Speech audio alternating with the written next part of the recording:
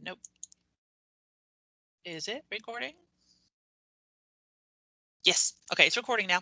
All right. So I do want to just cover some of the basics of what we know so far for the returning to school. All right, 11:52. Just a second. 11:52. And so the basics of what we know, it is a fluid situation. There are things still changing, but I will tell you what we know for sure for right now. All right, so what we know is that the teachers have got to come back on the 22nd. That's this coming up Monday. And the students, if they choose to, will come back on the 8th. There's a week in between there. Okay, I kept thinking it was 1 week different. There's a week in between there, March 1st through 5th. All right, so our school schedule, we're supposed to be a 7:15 school. We've been lucky to be starting at 8 o'clock up to now, but starting March 1st, we go back to our 7:15 schedule. So that means even you guys who elect to stay at home, which I'm hoping is most of you, those of you who elect to stay home, we will still start our day at 7:15. We're going to have, they're still tweaking the class schedule, the bell schedule, because they're trying to work out the logistics for lunches, deciding if we're taking some of office hour time or whatever. They're still working that out. So we'll get an official bell schedule to you soon. But even if you're staying home, we're fixing to look at a lot earlier mornings. Okay. Which for me, I live half an hour out of here. This is really, really fun for me. All right. So that the 7:15 starts back on March 1st. The students and parents can choose to stay safe at home. The decision must be made soon. Okay, you must be making this decision soon. Let's see, 11:54. All right, so because we don't need to have a lot of flip-flopping. Okay, once you make your decision, you need to try to hold it for the whole course of the school year, the rest of the school year. Um, we don't want a lot of flip-flopping because of logistics and the whole contact tracing. If we're going to be in together now, you've got to have Big Brother over your shoulder, knowing if this person got sick, they were in contact with that person, contact tracing like they do. That's going to be an issue in our lives now. So we can't have a lot of flip-flopping. Once you decide to stay home or once you decide to come to school, you need to kind of stick with your decision. We're going to have details coming up soon about the form that you and your parents will fill out and the dates, the due dates to make your decision. That's still up in the air. That's still coming. Okay. There is going to be a virtual forum, a question and answer session for the parents the 25th. I think it's Thursday at 6 o'clock. It'll be like you just invite your parents to your team. It's just like the way you log into Teams. Just have your parents sitting beside you because it's basically a Teams meeting, and they can ask questions at that time. I don't have a link for you yet. That'll be coming out soon too. Now, coming up next week. Now, this is going to affect us really a lot. Okay. This coming up Monday and Tuesday, the 22nd, 23rd, are going to be asynchronous learning days because we teachers are going to be back at school learning how to do all the temperature checks, answering the COVID questions, getting things set up for y'all. So we haven't done too many officially asynchronous learning days yet. So let me give you an idea of what I understand that they're going to look like. Are you guys ready? The asynchronous learning days. Okay, so as far as I understand it, the teachers are going to give you a like Google form with a question for attendance. All right, once you turn in that Google form, that is you checking in for roll.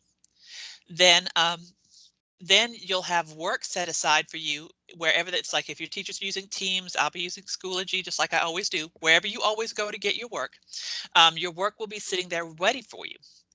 Now, what I understand is that these Google attendance forms, these sheets for Google attendance, can be filled out at any time. An asynchronous day means you're learning on your own. You don't have a schedule. You have a set of assignments to do, but you don't have a schedule to do them by. So it's like the asynchronous days should be really, really cool because you can like sleep until 9:30 or 10, get you some breakfast, then sit down to your computer and start doing your work. And you can knock it out 1, 2, 3, 4, 5 rather than waiting for the class to change. You can knock it out as you're ready. All right. So there will be work to do without a doubt, but you can do it at your own pace. That should be lovely. Okay, so you just make sure that you are filling out that Google questionnaire because that will be your attendance. And plus then the teacher will be checking whatever work assignment that they give you. That will also act as participation and attendance. So that's Monday and Tuesday. Then coming back Wednesday of that same week, we'll be right here, back in camera like we always are, on schedule. I'll be in my classroom and you guys will be there. Okay, that's the only thing that'll be different Wednesday through the rest of the week. Then the next week, starting March 1st, this is where we change our schedule to 7:15. Okay, that's the next week. And at that time, again, I will be doing everything I do from my classroom and you will be doing everything you do from your house. Okay. The week after that is 2 more asynchronous days because at that time, the kids who decide to come to school will be getting themselves situated for the COVID questions and the temperature checks and all the rigmarole that they're going to have to get to. So you'll have 2 more asynchronous days on the 8th and 9th. Okay, now what that's going to mean is I had initially wanted like the Wednesdays. I'd wanted to give you guys people who have A's. I wanted to let you guys automatically, you check in and then you get to check out on Wednesdays if you have an A. Those won't happen on the days I have asynchronous Monday, Tuesday. Okay, Wednesdays are going to have to be real. All right, so those of you who are looking forward to days off for A's on Wednesday, that's not going to happen just yet till we get everything situated. Once we get it situated, I can roll that on out. Okay. So now what it's going to look like, those of you who decide to come back, is we're just going to basically be exactly the same thing you have right now. I'll be still doing Teams just up on my Promethean. You'll still be doing Teams just in a cold hard desk. You're still doing computer just like you're doing now. Okay, you will still be on screen, on camera, just sitting in a cold classroom instead of in your comfy house. Okay, that's the only thing that'll change. Everything else is still going to be pretty much the same. We have this, I have that when I give you this, hold on.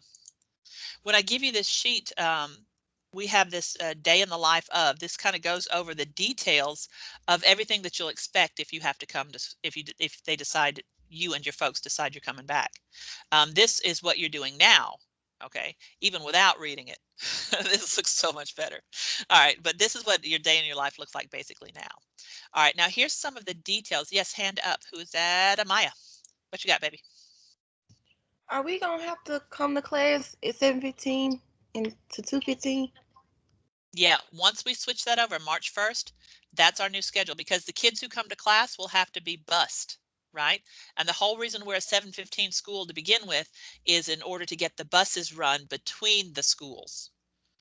All right, so the whole reason we're 7:15 is for the busing, and the busing will be back in situation once we have kids back in class. So yeah, as March 1st, we'll start back at 7:15, even if you're home. Now here's some of the things that the details of this will work. Okay, so start down here. So first off, okay, masks are going to have to be worn at all time, covering both nose and mouth. You've seen people walking around town with their mask like this, right? That does not work. You must have the nose covered as well if you're going to do any good at all. You might not, it might as well not even have it on if your nose is out. Okay, so you'll have to keep it nose and mouth covered. You can use face shields. Okay, they're great, but you still have to have the mask on under it. The mask is still required under this face shield all day long without question. You cannot take this off all day, all day. Okay, the face shields, I mean, if you wear the face shield without a mask, whatever it is just coming up under there. Okay, so you must have the mask on even if you have a face shield. Social distancing must be maintained. Even if there's somebody that you've been waiting and waiting and waiting to see forever and ever, and I finally get to see them again, you still got to stay 6 feet away from them. 6 feet away. The social distancing must be maintained. All right, and then this is really going to suck. All of the water fountains are disabled or off limits. All of the water fountains in school either disabled or off limits because all of that, drinking after somebody else, that's germs all over the place. You cannot use a water fountain. So the idea of sitting there in school all day long with just the bottle that you brought with you, that's how it's going to have to be. So most of us are going to start carting around gallon jugs. Okay. You cannot use the water fountains at school at all. All right. Lunches are going to be grab and go. So there won't be any warm food. It's just going to be bag lunches. Depending on how many people we have, they'll set you up in spaces in the cafeteria, or you may be eating in the classrooms. Most likely you'll go back up to the classroom, so you still won't get to see your buddies. Okay. You'll still be on Teams every day in class. So exactly like we do right now, you'll be doing the exact same thing, except instead of sitting in your nice warm house, you're sitting in a cold classroom. Okay, so it's Teams is still going to be happening. Even if I'm in the same room with you, I'm going to be behind this partition. I can't get a move around the room. I'm going to be stuck behind this partition. Just me and my Promethean board. I won't even be able to walk around to see you. You'll see on camera. The best I'll be able to see your face is if I look in the computer. I won't be able to see you around the rest of the room. You're going to have your device with you every day fully charged. And because again, we're still doing Teams every single day. So you'll have to carry your device back and forth to school fully charged. Now we will have some charging stations set up in the classroom. But the thing about it is if we have 2 or 3 people charging at one time, you can't maintain social distancing. If we have 2 or 3 people trying to charge at once, all of a sudden you're not 6 feet away from each other anymore. So you need to make sure, and some people, I know this is going to happen with my freshmen. You guys are smarter than this, but my freshmen are going to say, well, I just forgot my computer today, so I don't have to work. No, they'll give you one of those crappy school computers, those ones off the computer carts that are falling apart. Yeah, you get one of those, the ones missing the keys. I'll make sure that's the one you get. All right, so not really, but still, you have to bring your device fully charged every day, and charging stations will have them. We will have them, but even that's going to be like iffy for as far as distancing. And all of the assignments are still going to be turned in, given to you and given back to me digitally, just like we do now. We can't be passing papers back and forth because they're germy. So those people are saying, well, man, I am so sick of trying to download and upload and saving this document here and this document there. I can't wait. Just give me a piece of paper and I'll write my answers down. Nope. Because we can't be passing papers back and forth because of the germs. So you're still doing this regardless. Okay. Even if you come back to school full time, you're still basically doing this. Okay. And the worst thing is now you're uncomfortable. Now you don't get your water. Now your pantry is too far away from you. You can't just go snack a snack, sneak a snack, and so, but now there is the benefits that some parents may see is at least the Xbox is not at school. That's the only benefit I can think of, possibly, is to keep you kids off your Xboxes. Even then, and even your phones. I mean, the whole phone situation. We're using our phones so often that, if you're playing on your phones, we won't be able to stop you, just like now. So, I mean, that's not, so parents might say, well, they'll stay off their phone and they won't play Xbox. They'll have people to watch them. Okay, they're your kids. You're supposed to be watching them. Just saying. All right. So, all right. But that's how some of that's going up. Okay. So does anybody have any questions of the basics of what I got? Like I said, this is a fluid situation and there'll be some changes to it and some additions to it. Does anybody have any questions of the stuff I've shared with you right now? Okay. Here's what I want in the chat box. I'm going to give you just a couple minutes. You ready? Is everybody listening? Because I need something from the chat box. Ready? Because I'm grading it. Ready? Okay. All right. So, all right. So what I need in the chat box is give me a thumbs up if you're staying home, an animal if you're not sure yet, and a face if you're coming back, since I'll get to see your face. It can be smiling or sad. I don't care. Whatever you feel. All right. Thumbs up if you're staying home, an animal if you're not sure, and a face if you're coming back. And like I said, we'll be glad to see you if you come back. I'm be anxious to meet some of you guys. I haven't really met you guys, but I want you to be safe. All right. So if you come back, that's fine. It'll be great, but just know what we're getting ourselves into. All right. So thumbs up if you're staying home, an animal if you are not sure yet, because again, your parents have a say so in this. Your parents have a say so in this. All right. So an animal if you're not sure yet, and a face if you're coming back. All right. I'm going to see how we're doing. Like I said, I'm hoping most people are deciding to stay home, but it's completely, like I said, if you want to come back, we'll welcome you back. Like I said, I'll be happy to meet some of you guys. I just want you to be safe because we're not sure. Yeah. All right. Hi, Bubby. All right, sweetie. All right. So let me, while you guys are putting that in, we're going to go ahead and start today's lesson because like I said, we still are recording. I'd halfway forgotten that. All right. So keep giving those in because I'm checking and I kind of need to know who all to count, right? Who all to be looking for. Let me minimize this and go back to this. After today's discussion, we have a lesson. Okay, you have a video lesson after today's discussion. It's just 2 short videos. Y'all are 5th. Let's get 5th pulled up. I'll talk about it in just a second. While you everybody giving me your thumbs or whatever thing in the chat box you're going to give me, I'll get this pulled up. Thursday. Okay, so we have our discussion day, and at the end of discussion day, you have 2 short videos with film facts. Okay, let me get back to the top of this. Questions? Any questions? All right, cool. All right, well, I will see you there, baby girl. All right, 1 or 2, I don't mind at all. I do not mind 1 or 2, and that'll be fine. We can handle it with 1 or 2. I've got 1 or 2 kids in first period, and then 1 or 2 here, and maybe 1 or 2 in the other classes. So not too many. It's fine. Perfectly all right. We just have to make sure we stay safe, and that is good. That is good as long as we can stay. Yeah, baby. I don't know if it's sent or not, cause like it keep glitching, but I think he sent more than one. Oh, okay, that's fine. I saw you, baby girl. At least 1. That's all we need to know. And if I got doubles, I'm fine. You're good, Okay. baby. Hmm. All right, so let's talk about our lesson for today. On our last discussion day, we said within this chapter we have 4 this and that's. Okay, I know that's a made up thing that I just made up, but 4 this and that's. We've got habitat versus niche and generalist versus specialist. We covered those 2 on Tuesday. Today we're going to cover the next this and that, native versus non-native species. And the last discussion day we'll cover keystone and indicator species. So for this and that's generalist versus specialist. That's this one. The first one is the first one is habitat versus niche. The first one is habitat versus niche. The second one is specialist versus generalist. Today we're doing native versus non-native, and the next day we'll do keystone versus indicator species. Okay. All right. So a quick review of the specialist versus generalist. Okay, let's get this. See if I can swell that up a little bit. All right, now when we learned about the specialist versus generalist, we said that that was on Tuesday, that the generalists are kind of prepared for just about anything that can happen.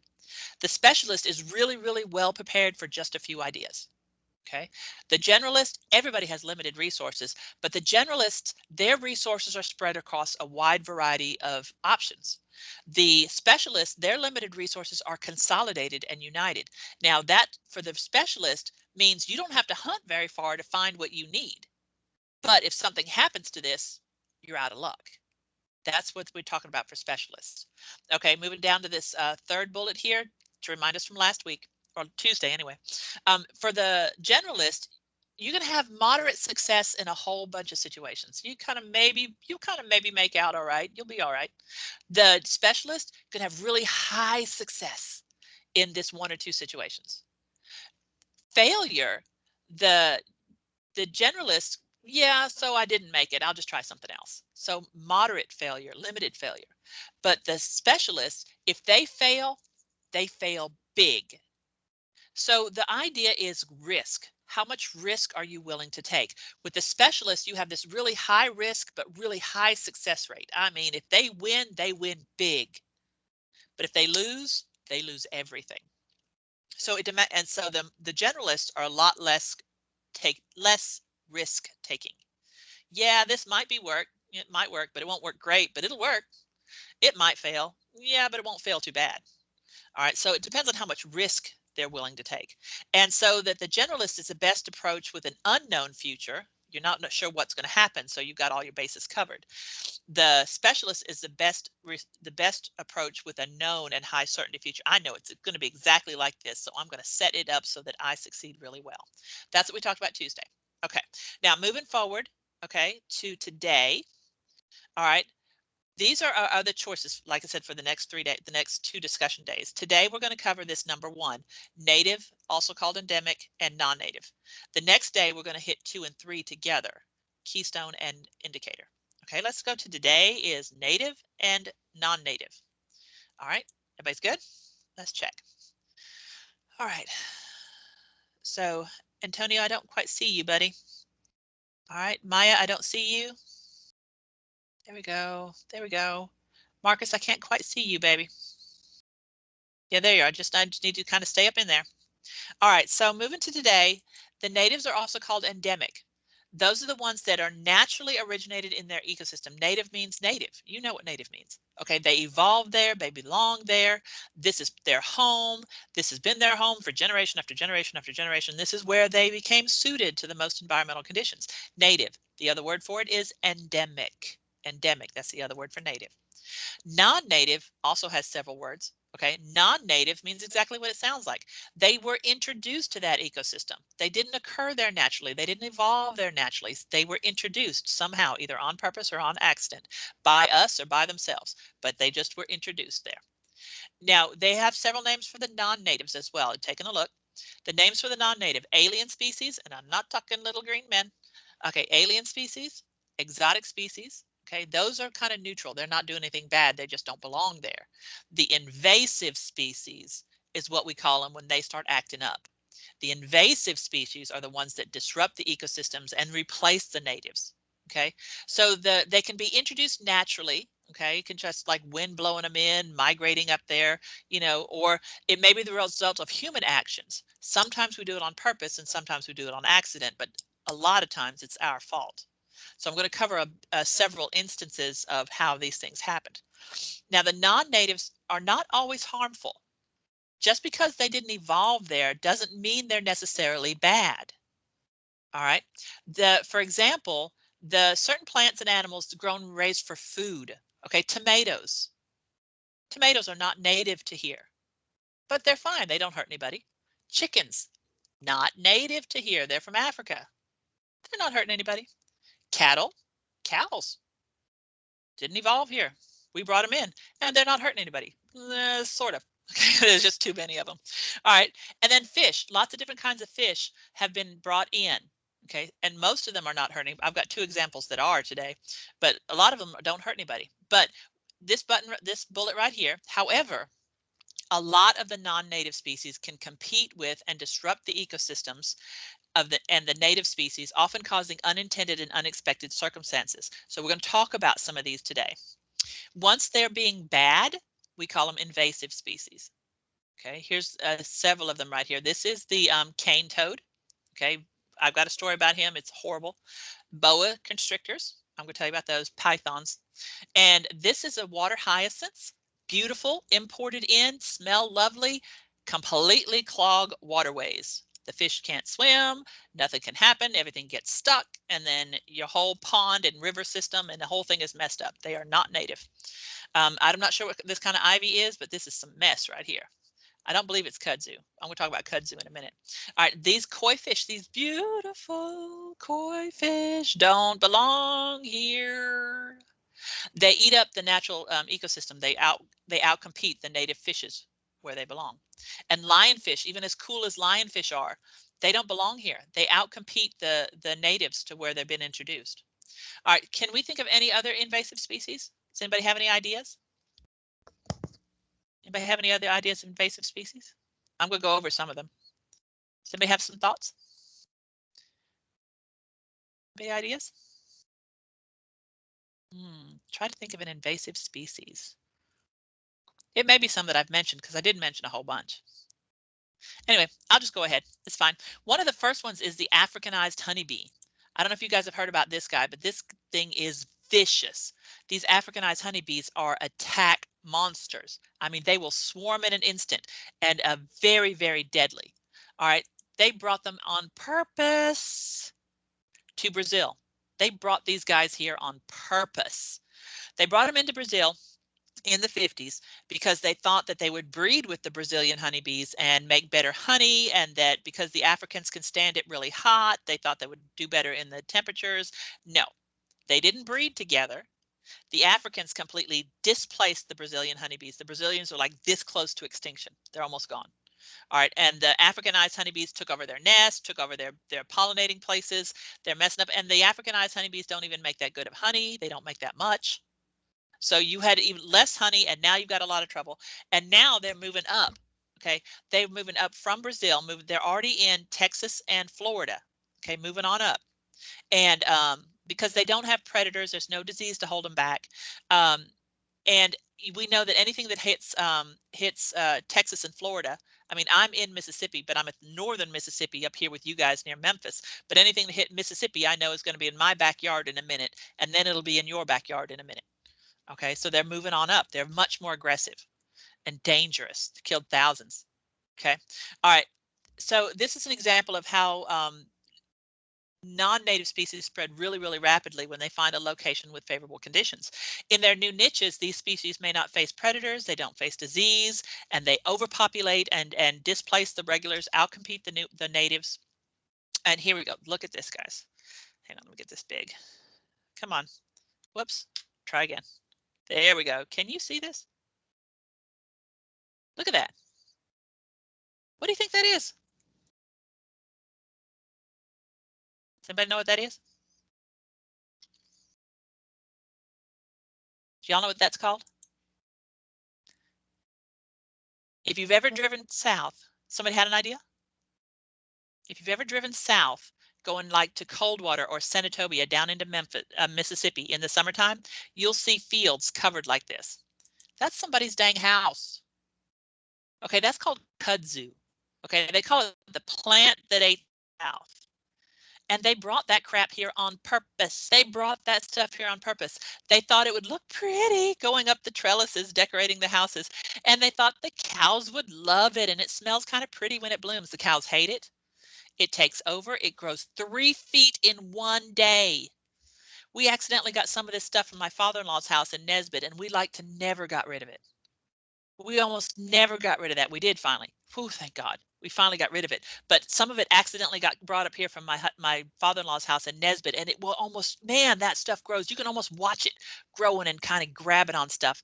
It's 3 feet in a day. It's scary. All right. They call it the plant that ate the South. Kudzu. And they brought this crap here on purpose.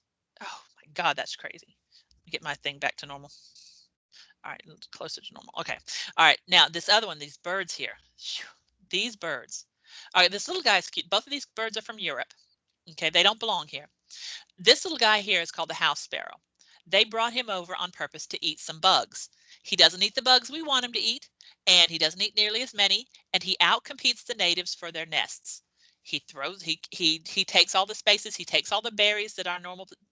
Some of the most iconic American songbirds, like the bluebird, they've lost their territory because these other birds are taking over. They're taking all the resources, all the good nesting sites, all the good nesting material, taking all the food. There's not enough stuff to kill them. The diseases don't fight them, and they're out replacing. Look at this blackbird. This blackbird is called a European starling.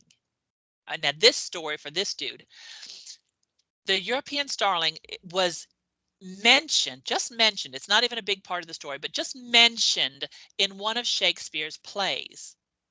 And this dude, this hoity-toity rich dude, decided that he did not want to live in a world that did not have the starling mentioned in he lived in New York, right? These guys are in Europe.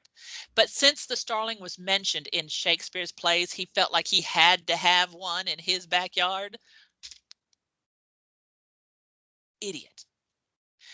They reproduce so badly, and so the skies are sometimes just completely blackened with them all. They throw the native babies out of the nest, take over the nest. Sometimes they even kill the eggs, throw the babies out of the nest, take over their nesting sites. Okay, they are horrendous. Just because this one dude thought he wanted to be like Shakespeare, yeah, idiot. All right, these are cane toads. Now, cane toads, those were our fault too. They were introduced to Australia. Okay. Now, what they wanted was in the sugar canes in Australia, there's a bug that eats up at the top of the sugar cane. They brought this cane toad in to eat the bug. The toad can't jump that high, you idiot. The bug was at the top of the sugarcane stalk. The frog couldn't even get there. Then the whole idea, the frogs like more wet environments, and the sugarcane fields were very dry, so they left the fields anyway. Turns out these frogs are poisonous, and anything that eats them dies. Well, that would have been something to know ahead of time. And so they don't hurt humans necessarily because you can't come through the skin. All right, so they don't necessarily hurt humans, but the idea of watching these frogs, as much as they multiplied, hopping across the yard all night long, thousands and thousands of them, it's freaking freaky and scary, and it's our own fault. Okay, we brought them there. All right, and then they just outpopulated, and like I said, anything that eats them dies. So we don't even have any predator control on these guys. Idiots. And here's one. All right. The pythons in Florida. Okay, now I love a snake. Snakes are really cool. Having a snake as a pet is kind of interesting. All right. But here's the thing. Okay, you got this pet. He's a snake. He's really cool. He's like your best bud. All of a sudden, now all of a sudden your girlfriend is pregnant and you have a snake that can eat a baby. Right? All of a sudden your girlfriend's pregnant. You got a snake that'll eat a baby. So you've got to let your snake go. Be free. Be free, my friend. Go live in the wild. No, that is a really bad idea. Because, all right, these snakes will outcompete everything. They are eating all the small animals, all the lizards, all the eggs of anything, any bird, anything they can get their hands on. They're laying clutches, which is what you call their nests, of 20, 30 pythons at a time. There's 20 or 30 eggs in every clutch. All right. And they can eat an alligator. And the alligators, now I know alligators are big and they're scary and they bite people, but alligators are very important to the ecosystem in Florida. Yeah, I know they're creepy looking and they're scary and they bite people, but they also have a very important job to do in their ecosystem. We're going to learn about that on the next lesson. The snakes are eating all the alligators. Even the big ones, the big ones are safe, the big giant ones are safe, but the boas are eating their eggs. So and the boas are certainly not going to do the job in the ecosystem that the alligators are required to do. So the job doesn't get done. And the ecosystems, the Everglades are falling apart because people are releasing their boas out in the wild. All right. So that's the basics we have. I have a couple more to show you. Let me get this back to normal size. Okay, so what we covered today is the native, which is also called endemic species. They were naturally originated in a specific ecosystem. They're suited to the conditions there. All right. The non-natives have several names. You call them alien species. You can call them exotic species. When they're bad, you call them invasive species. All right. And when they're being invasive, they're going to outcompete or displace the natives. They can spread very rapidly if they find a favorable niche. And they also lack predators or diseases that might be facing them um, in the native habitats. They don't even have any enemies. I've got a few listed for you just to kind of, there's our cuss bird. All right, so here's a couple of examples, okay, of some of the invasive species. There's the cane toad again. We talked about him. All right, and this mosquito, okay, accidentally introduced here, stronger and meaner than our regular mosquitoes, as if our regular mosquitoes weren't bad enough. Here's our boas, pythons out in Florida. This stink bug got introduced here. It's like stink bugs are really, especially these ones, are pretty devastating to crops. Um, this Japanese beetle got imported in and will just tear up a field of food. I mean, you trying to grow your food, trying to do your stuff, you get these Japanese beetles in, you might as well just hang it up. They're going to eat everything you've got. These zebra mussels, they started off, I want to say, in China or the Middle East, and attached themselves to the bottoms of some of the boats. And then when the boats came over to, say, New York harbors and stuff like that, they started to multiply in there. They are so thick they can clog up sewage drainage pipes, completely clog them up, and you just have to scrape the shells off there to get them away. They are so thick and ruining every type of sewage and pipe and everything. And then out competing anything that might normally try to live there. Fire ants, there's our friend. They don't belong here either. These fire ants are working their way up, I believe, from South America. Okay, and just naturally migrating. I don't think anybody introduced them on purpose. I know that they didn't. They might have accidentally hooked a ride when we bring in, it's like somebody goes on vacation somewhere, tries to bring them a pretty sweet little trophy, little souvenir home, and it's all got a bug in it, and now all of a sudden your bug is loose in the wrong neighborhood. Then this next one we have here is, this northern snakehead. It's from China. They call it Fishzilla. All right, it's huge. It's scary. It eats everything. Have you ever seen those movies? They're trying to be horror movies, but they're mostly kind of funny, but they're trying to be scary. You guys know the kind of horror movies that I'm talking about? They're trying to be scary, but they're mostly just funny. They actually made a movie about this Fishzilla snake. This Fishzilla. Okay, he's not a snake, he's a fish. All right, this dude in Maine, Maryland, bought them in New York and released them in a pond on purpose. These things are eating machines, killing everything in their way. Okay, they're horrible and just freaking ugly to look at. Here's another beetle that will knock down a whole forest. Okay, and there's our Shakespearean starling. Ugh. All right, but these are our invasive species, and we have to be very, very careful about what we let into our neighborhoods. There's one, what's that plant? I spent when I was in college, I went to Lichterman Nature Center, and we worked so hard. We spent like a whole day trying to cut down this one plant that was taken over. Privet hedge, privet hedge that people had brought on purpose. It smells very pretty when it's flowering. It makes a nice hedge, but it takes over. I spent weekends and weekends during college over at Lichterman trying to get rid of this privet hedge out of there. Okay, so this stuff is real. All right. So what we have for the rest of today, whatever time we've got left, is I want you guys to go ahead and take a look at your lesson. All right. And we have two short, thank you guys for those of you who are done already. Two short videos with 15 facts apiece. Okay. It's due tomorrow. And then of course we have the breakdown for the days. Does anybody have any questions for me for the lesson today? Think you guys are all good? Yeah. All right. Well, I'm going to stop the recording. Stop recording.